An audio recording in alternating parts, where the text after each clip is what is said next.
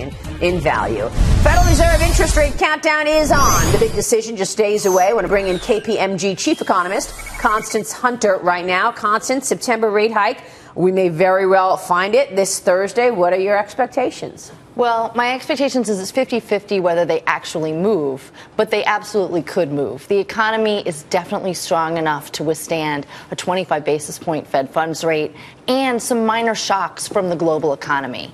The concern here is that emerging markets are in a downturn. We have this end of the commodity super cycle, and that's putting a lot of pressure on the Fed, not just from the markets, but from the IMF and the World Bank to keep rates steady. I think that would be misplaced. I think they should raise. Isn't it interesting that you say there's a 50-50 chance, and then earlier during the commercial break, we're all talking about what the markets are telling us, 26% chance, a 24% chance that the Federal Reserve will move. I mean, I was told throughout my career that you want to read markets, and markets have messages. So if the market's telling us this, and we're even having this debate, is it really such a slam dunk that the Fed should raise rates? That they should or that they will? That they should. I think it's a slam dunk that they should. The markets have been on crack cocaine for 7 years. They've had zero interest rates, and markets fear change. Yeah. I think that if they were to raise this Thursday, the markets would end up shrugging it off because it's just not that big of a raise. They would just need to telegraph that they're going to go slowly in the rate hikes. It's not going to be 25 basis points each meeting. Well, let me ask you this: what has this easy money for the last 7 years done? Has it helped? I think it's helped confidence, Marie, in the economy, and it's stimulated risk taking because it's the only place to go to get returns. Right. So no yield. It supported the market, and that supported confidence. That supported the economy. I don't think net it helps. I think it'd be great for S&P earnings if we get a little bit of lift here on interest rates, get to 50 to 100 basis points. The whole financial sector does better, as Fred was saying. So I think that would be good. I agree that they can. But it does depend on our scenario in China, which is a soft landing. That's, we think they've got enough resources to do it, but there's uncertainty around that. Right, and we got data out yesterday. We got data out yesterday on China, Joe, and it continues to show that the economy there is underwhelming. Yeah, underwhelming, and the Chinese government not really sure exactly what to do. They've put in these different measures that seem to have worked in the very short term and not necessarily.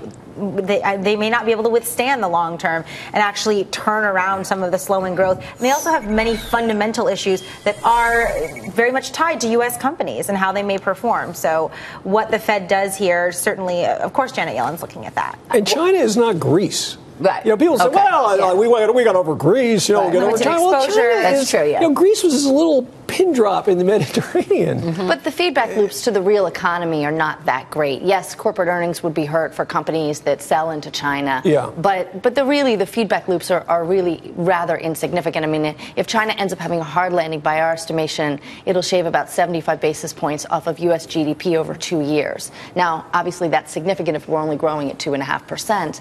But that's if they have a hard landing. It looks like they're going to have this sort of bumpy to soft landing. Bumpy soft is good. Yeah. Hard is bad.